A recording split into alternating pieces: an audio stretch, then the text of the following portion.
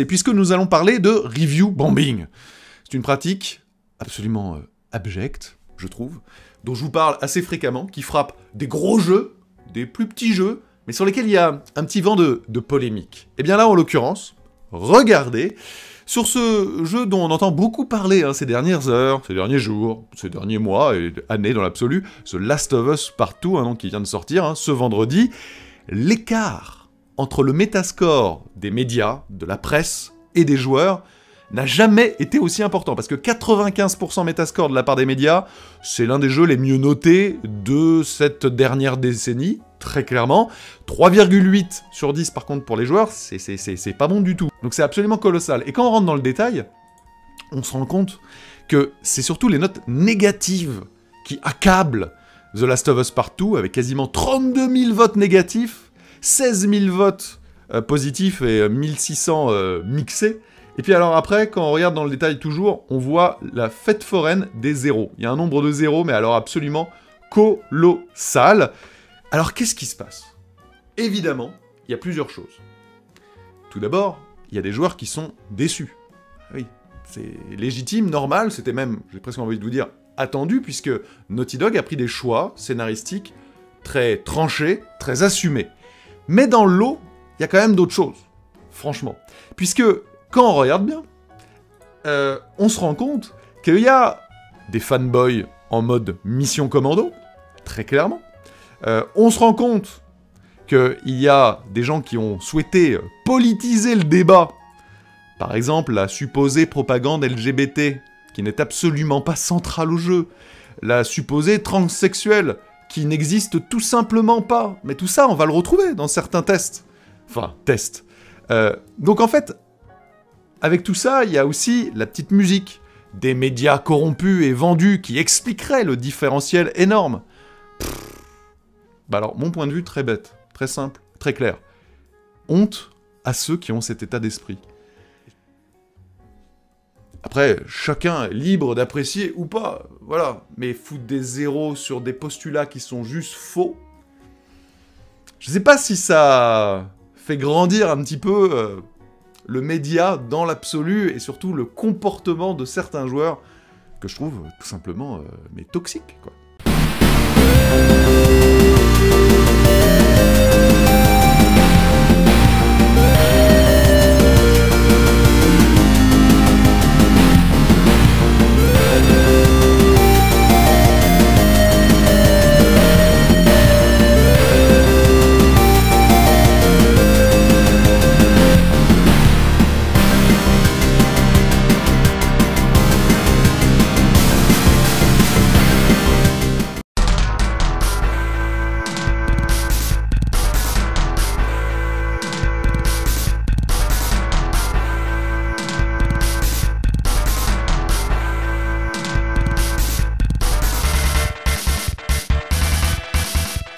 Hajime m'acheter, petit humain. Ceci est ma première vidéo et je commence direct avec une polémique. Et je voudrais expliquer certains points que notre cher Julien National n'a pas compris ou qu'il ne veut pas comprendre concernant le review bombing de Last of Us 2 sur Metacritic. Il a raison sur un point. Les gens, en majorité, bien que certains puissent s'être sentis trahis et volés sur la suite des aventures de Joel et Ellie, ont en partie bombé le jeu. Non pas parce que le jeu est vraiment mauvais, mais par protestation contre les exactions du studio. Il n'y a pas beaucoup d'autres moyens de se faire entendre que de frapper là où ça fait mal. Même si je suis d'accord avec ce bon vieux beauf de Julien, c'est pas logique. Pas logique, ok, mais nécessaire néanmoins. À grand pouvoir, grande responsabilité, comme dirait Tante May. Je voulais pas forcément démarrer avec un sujet tendancieux, politique, sociétal et compliqué, mais à force d'être témoin du bordel autour de Naughty Dog et de ce qui s'est passé au fur et à mesure du développement de Last of Us 2, je pense qu'il est intéressant de souligner certains faits et de relier certains points les uns aux autres. Cette vidéo s'adresse à ceux qui veulent comprendre cette polémique, qui sont intéressés par l'envers du décor, par l'industrie du jeu vidéo et les enjeux autour duquel notre monde évolue. Si cela ne te parle pas, je ne pense pas que ce dossier soit fait pour toi. Je dis ça, au moins tu perds pas ton temps. Aussi, je tiens à dire que je n'ai rien contre le jeu en lui-même. C'est sûrement un bon jeu et je comprends parfaitement la hype des gens. Par contre, ce qui est dérangeant, c'est les motivations et actions des gens de Naughty Dog qui, derrière des thématiques fortes mais mesurées, cherchent bel et bien à faire passer un message politique. Contrairement à ce que nous dit ce brave Julien, bafouillant sa bonne parole de fils à papa, n'oublions pas qu'il reçoit des copies promotionnelles et que ce qu'il nous vomit de son air réprobateur chatouille le level d'un député de la République En Marche. Si le gars ne veut pas mettre de notes à ses tests, c'est bien parce qu'il sait que comme ça, il ne peut pas s'attirer les foudres de ses maîtres. Avant toute chose, la question philosophique que je vous poserai à tous, mon cher public, est la suivante. Dans le cas où les valeurs et motivations du développeur seraient néfastes, est-il judicieux d'acheter son jeu, aussi bon soit-il ? Bien sûr, quand on n'est pas au courant ou si on partage l'opinion politique du studio, pas de problème pour vous les gars. Par contre, quand on ne la partage pas, le fait que Last of Us 2 se vende énormément va servir à légitimer l'approche idéologique du studio comme une nouvelle référence dans la conception d'un jeu vidéo et par conséquent influencer toute l'industrie. Et là, ça devient quand même un peu casse-couille. Je sais que je traîne, mais le sujet est complexe. Il me faut expliquer le contexte mondial actuel parce que cela justifie les actions menées au sein de Naughty Dog, qui est au final une entreprise engagée politiquement comme tant d'autres. Donc le contexte. Actuellement aux États-Unis, énormément de sociétés arborent des revendications d'ultra-gauche, c'est-à-dire une instrumentalisation du mouvement LGBTQ et ultra-féministe, entre autres. On appelle ça le progressisme. Tout est bon pour montrer qu'on supporte les minorités et qu'on lutte contre l'injustice sociale en produisant des contenus inclusifs, et tout est bon pour influencer la société dans ce sens. Tout est parti de quelques social justice warriors en mal d'attention, et pour éviter les accusations de racisme, sexisme, exclusion, un bon nombre de sociétés ont repris ce combat comme un bon moyen de communication, ainsi que de protection contre ce genre d'accusations qui ont coûté très cher à un certain nombre de boîtes. Mais certaines entreprises ont fait mieux. Cela leur a permis non seulement de redorer leur image en montrant un côté concerné et impliqué dans le bien-être des gens, mais aussi de créer des tensions dans le bas peuple. Cela s'appelle l'horizontalisation des luttes. Quand des boîtes comme Nike ou Adidas se font clasher sur leur manière de traiter leurs employés dans le tiers-monde, évidemment, ils vont préférer financer le comité Traoré, ou Ford préférera verser 100 millions de dollars à Black Lives Matter, car ces boîtes savent très bien que cela porte l'attention des gens sur d'autres problèmes que les leurs. Attention, je suis pas en train de dire que la réduction des inégalités c'est de la merde. Ce que je dis, c'est que bon nombre de sociétés, sous ce couvert, sèment le chaos et la zizanie, pour leurs propres intérêts. Voilà ce que je dis. Pour titiller les sensibilités, on utilise tous les stratagèmes possibles pour dénoncer toute personne n'étant pas d'accord avec cette manière de faire, comme une personne intolérante. Alors que la plupart des gens n'ont pas d'objection sur le fond du problème, mais bien sur la manière de faire. Bref, non, je ne trouve pas normal que le roi Arthur soit black dans la série Netflix, comme je trouverais pas ça normal si on faisait une série avec un Malcolm X asiatique. Non, je ne trouve pas ça normal que Ruby Rose ait été embauchée parce qu'elle était gay, plutôt que pour son jeu d'actrice, pour jouer le rôle de Batwoman. Encore une fois, c'est la raison qui me dérange, pas l'actrice. Non, je ne trouve pas ça normal qu'on se sente obligé de révéler que Bob l'éponge est gay. C'est pas que cela me dérange, mais je pense que ce n'est pas forcément intéressant pour son public, c'est-à-dire en grande partie les enfants.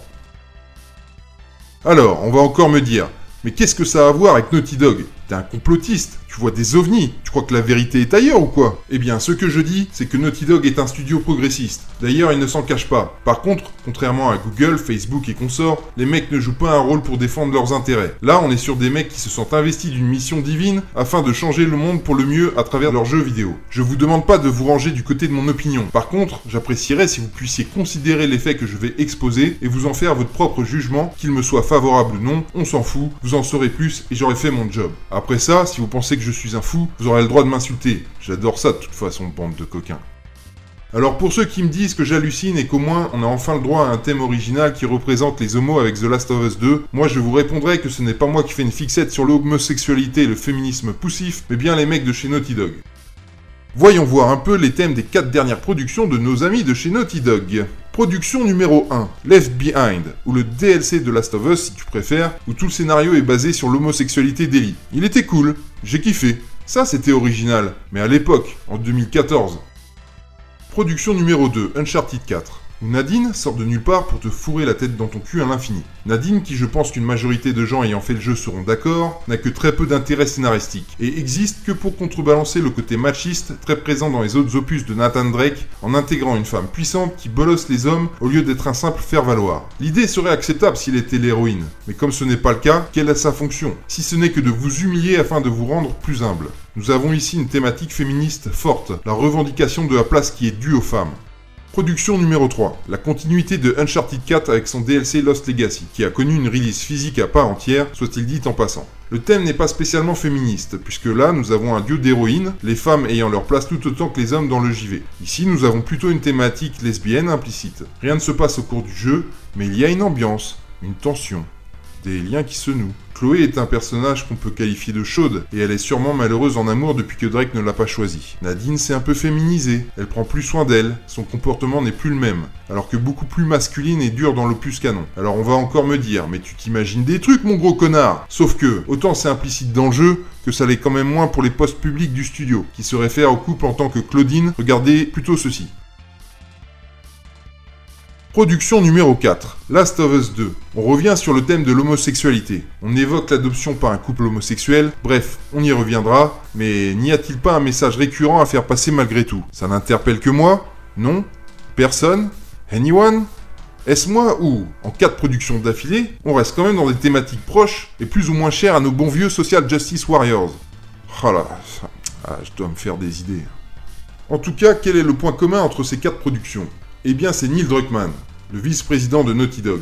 Mais qui est donc ce Neil Druckmann? À quoi pense-t-il? Penchons-nous sur le sujet, car il est la clé de l'explication du pourquoi du comment. Mais avant cela, évoquons ensemble la gestion actuelle du studio, dirigée par, vous l'aurez deviné, Neil Druckmann. Le journaliste Jason Schreier, un des mieux informés du circuit, nous décrit les pratiques de Naughty Dog dans son livre de 2017, Blood, Sweat and Pixels, ainsi que dans son article du 12 mars 2020 sur le site Kotaku, sur le dev de Last of Us 2. Il nous parle d'une culture du crunch. Ce n'est pas juste du crunch en fin de développement pour tenir les délais dont je parle ici, mais d'un crunch permanent. Pour rappel, le crunch, c'est lorsque l'on doit travailler plus de 12 heures par jour pour boucler un jeu dans les délais. Il nous dit que plus de 70% de l'équipe originale de Uncharted 4 s'est barrée en cours du développement de Last of Us 2 pour diverses raisons, dont une ambiance de travail infernale où on t'encourage à faire des pauses, mais en derrière on te colle des objectifs intenables avec obligation de résultat. Ce bon vieux Neil a des principes, voyez-vous, et il considère que dans son studio, il n'y a pas besoin de producteur, que le rôle de producteur qui est d'organiser, s'assurer que toutes les équipes soient bien au diapason, faire les plannings, régler les différends, est une fonction inutile, car tout le monde est assez responsable pour se gérer. Sauf que non, et c'est aussi pour cette raison qu'on se retrouve à faire du crunch permanent, car on est organisé comme des pieds, et qu'on annule des trucs dans Last of Us 2 pour tout reprendre à zéro plusieurs fois. Au point que certains gars ont continué de bosser des mois sur des sujets sans savoir que il avait été décidé bien auparavant de ne plus les inclure dans le jeu. Ça fait plaisir. Le Neil, il sait ce qu'il veut, et quand un testeur fait son travail et qu'il n'est pas d'accord avec ses idées, il le vire. Normal, le gars est forcément trop sexiste. Mais qui est donc ce Neil Druckmann? N'est-ce pas un ambitieux qui voudrait devenir le Hideo Kojima israélo-américain? En 2001, Andy Gavin et Jason Rubin revendent Naughty Dog à Sony. En 2004, naquit Neil Druckmann, né stagiaire chez Naughty Dog, spécialité Nespresso et photocopieuse. Avant d'être internalisé toujours en 2004 en tant que programmeur sur Jack 3, autant vous dire qu'il devait faire du bon café. Ambitieux et certainement travailleur, il ne veut plus être programmeur car c'est chiant. Il rêve de rejoindre l'équipe design. Evan Wells, le vice-président, lui dit d'aller bien niquer ses morts, mais que s'il taffe sur son temps libre, il voudra bien y jeter un œil. Mais voilà, le Neil a l'œil du tigre homosexuel, et il taffe vraiment sur son temps libre, c'est-à-dire à l'époque où il y en avait encore chez Naughty Dog. Druckmann montre son taf à Wells, qui sent vite que le gazier a quelque chose de particulier. Il accède donc à sa requête et le transfère dans l'équipe design. En 2007, il assiste la directrice artistique vétéran du studio, Amy Hennig, dans la conception du scénario de Uncharted, tout en étant game designer dessus.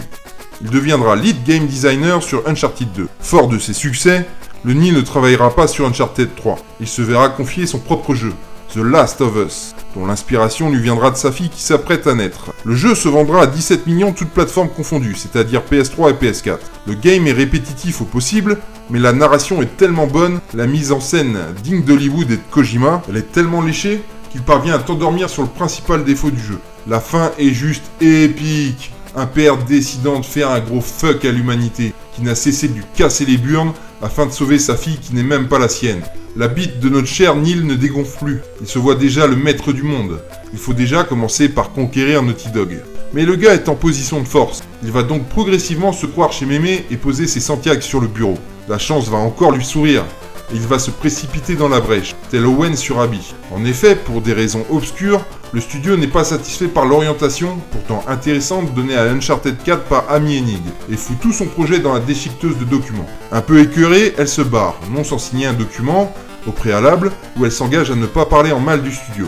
Des rumeurs sont répandues comme quoi ce serait Druckmann qui se serait arrangé pour la faire virer car non satisfait du scénario. Mais il a été révélé récemment qu'il s'agissait d'un complot en provenance d'IGN et je pense que ces fausses rumeurs devaient certainement découler d'une rancœur.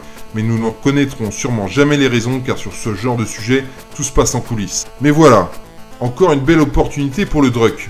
Naughty Dog est dans la merde et il se pose en homme providentiel. Le jeu pète les scores encore une fois, avec plus de 16 millions de copies écoulées, tant il était attendu. La prouesse technique le sauve, mais ce coup-ci son scénar est plat, voire inintéressant, et en plus de ça il nous colle son féminisme à deux balles de manière brutale, qui irrite une partie de la fanbase. Ayant déjà aussi évoqué le DLC, je ne reviendrai pas dessus. Mais d'où lui vient ces éclairs de génie sur le féminisme ? En 2013, le Nil nous accouche d'une conférence de l'espace. Je vous renvoie à certaines vidéos dans la description pour des extraits de cette conférence que je vous diffuse ci-dessous. Dans cette conférence, il nous explique que le jeu Mankind a fait un bid parce que le jeu est sexiste. C'est la raison pour laquelle il ne s'est pas vendu. C'est pas la communication ou le marketing qui n'allait pas, ce n'est pas parce que le jeu est mauvais, le jeu est sexiste. Druckmann vous offre la lumière, la vérité vraie. Et pourquoi le jeu est sexiste ? Mais simplement parce que dans ce jeu, le virus n'infecte que les femmes.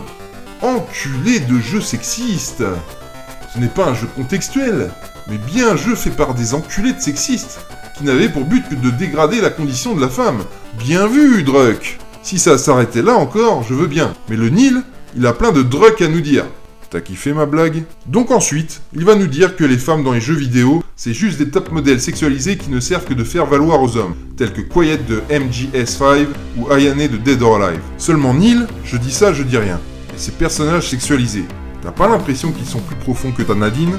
Bref, le Druck nous dira ensuite qu'il est un gars cultivé, et qu'il a lu des bouquins tout seul, ceux de Peggy Orenstein, où il a eu une révélation en comprenant l'importance de l'influence du poids culturel qui place la femme dans une position d'infériorité sociétale.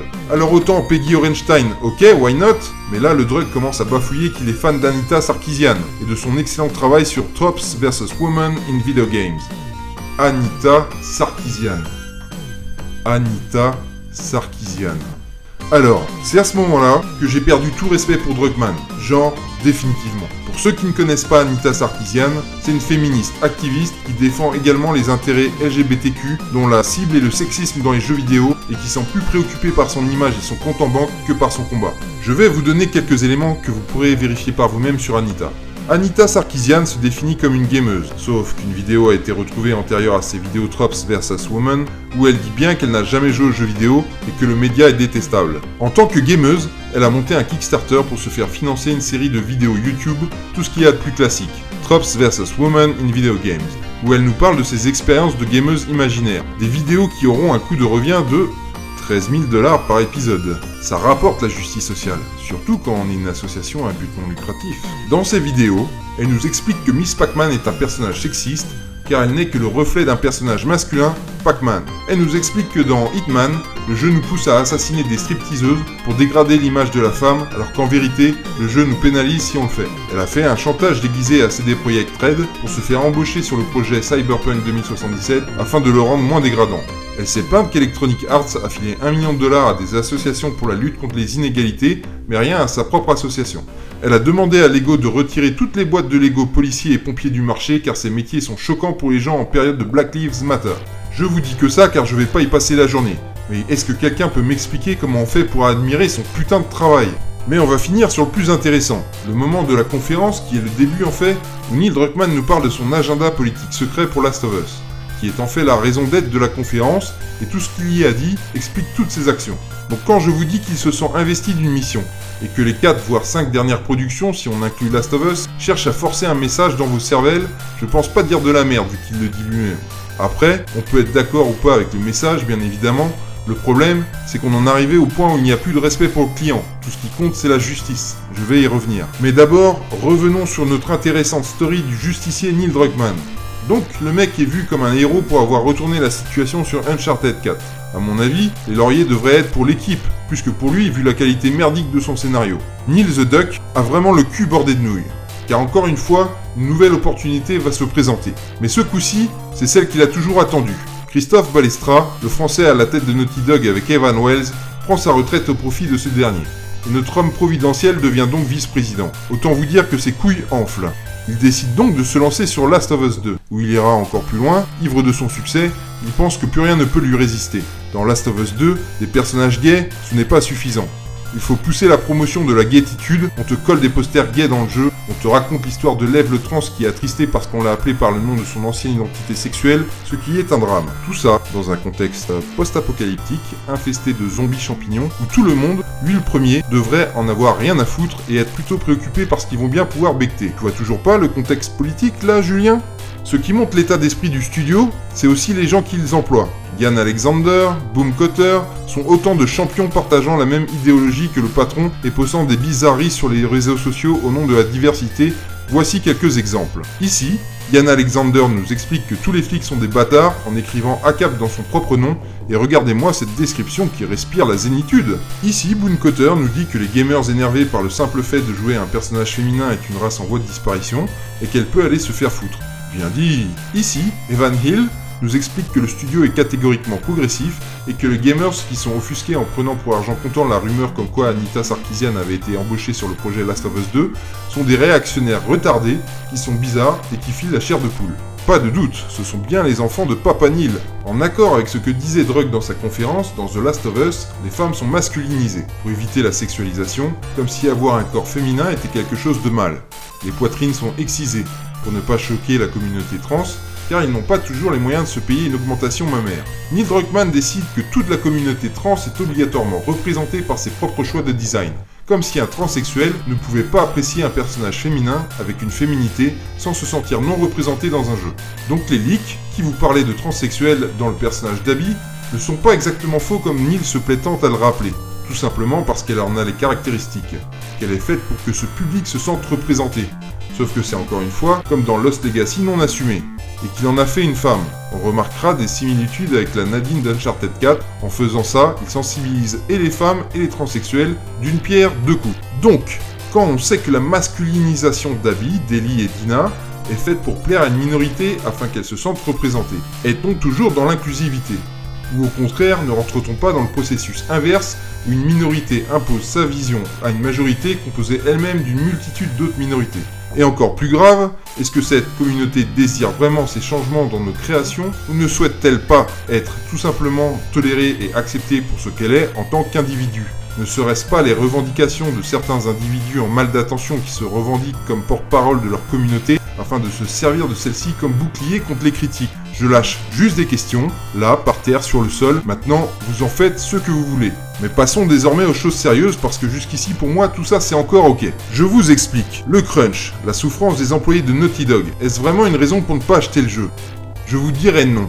Pourquoi ? Parce que si on part là-dessus, on n'achèterait jamais aucun jeu vidéo. Les jeux vidéo sont des pyramides modernes, des montagnes de sang et de sueur, réalisées au prix de la souffrance humaine. Est-ce qu'on s'est jamais posé la question pour d'autres jeux ? Est-ce que quand on achète des jeux Sega, Konami, SNK, on s'est jamais dit « Oh non, je ne vais pas acheter ça quand même !» Des développeurs ont été séquestrés dans des pièces sans fenêtre jusqu'à ce qu'ils aient complété leur ligne de code ou reçu des menaces de mort pour terminer leur job. Et pourtant c'est une réalité. L'excellence a un prix humain. Est-ce qu'on doit ne pas acheter le jeu parce que le jeu est politisé et a de très forts partis pris ?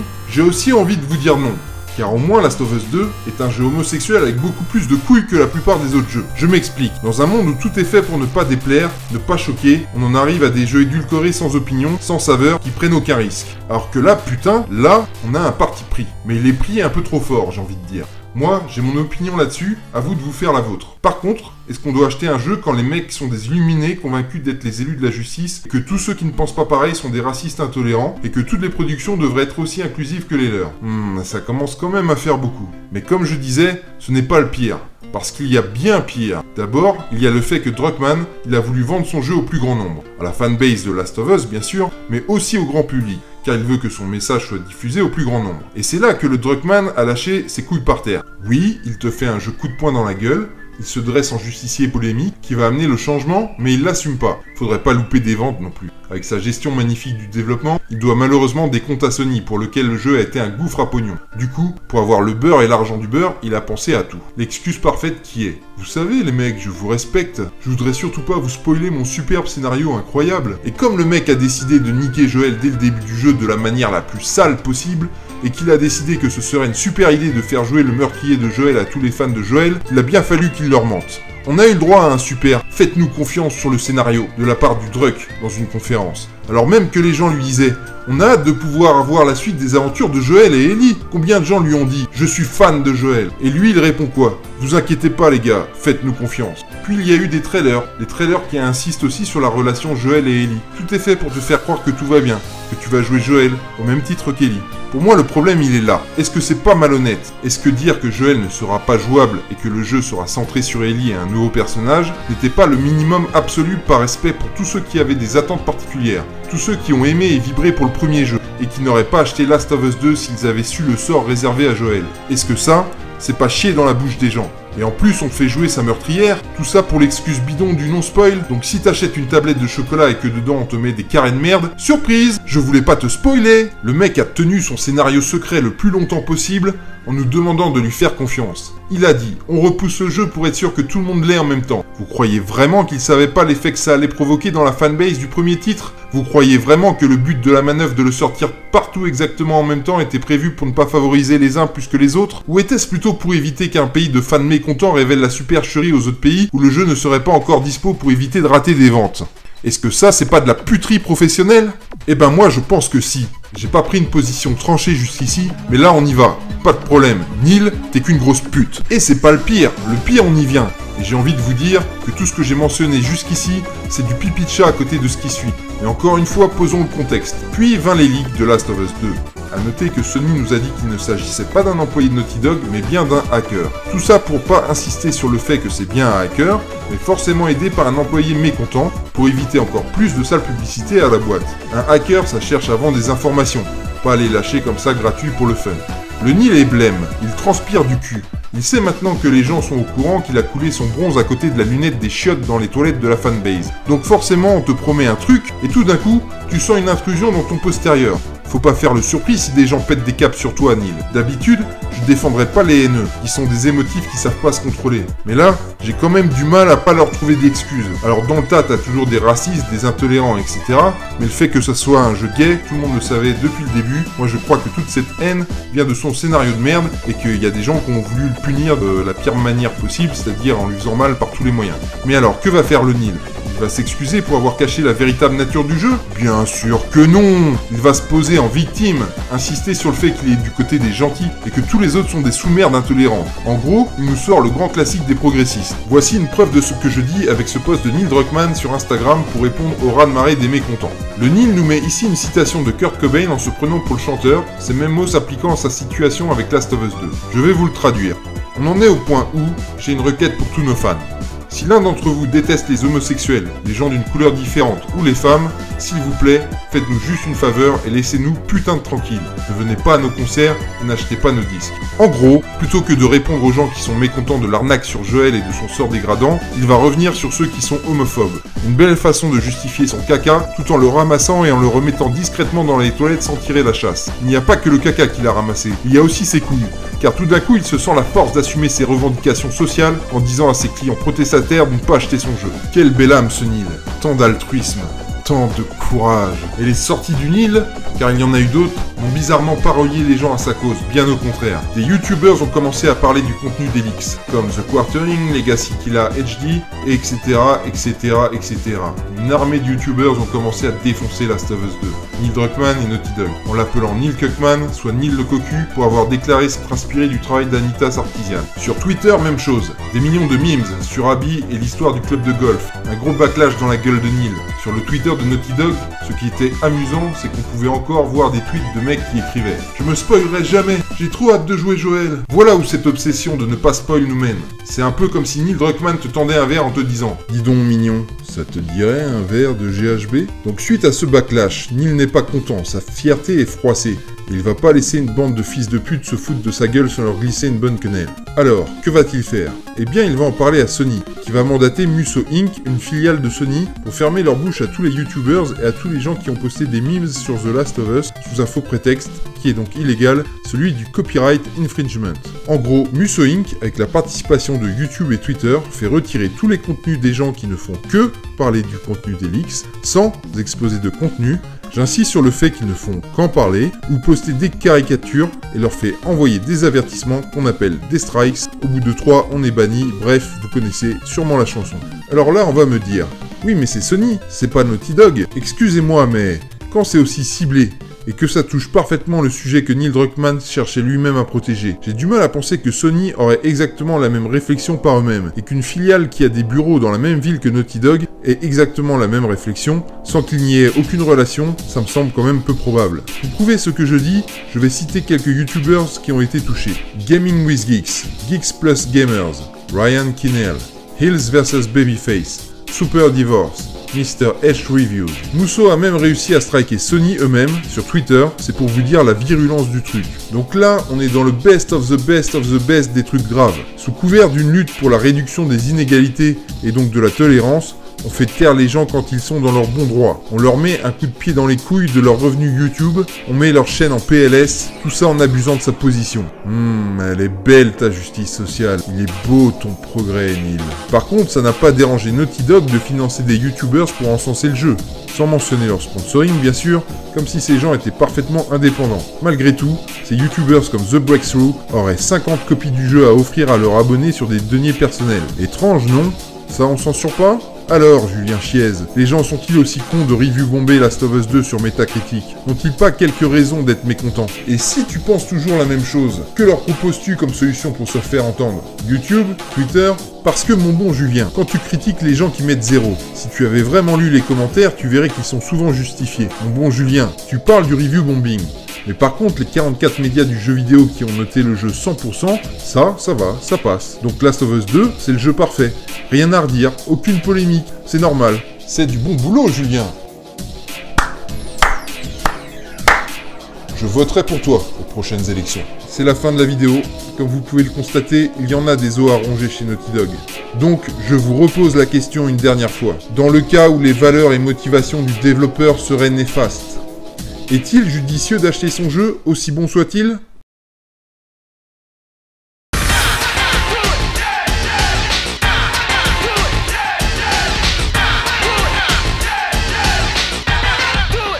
Mastermind.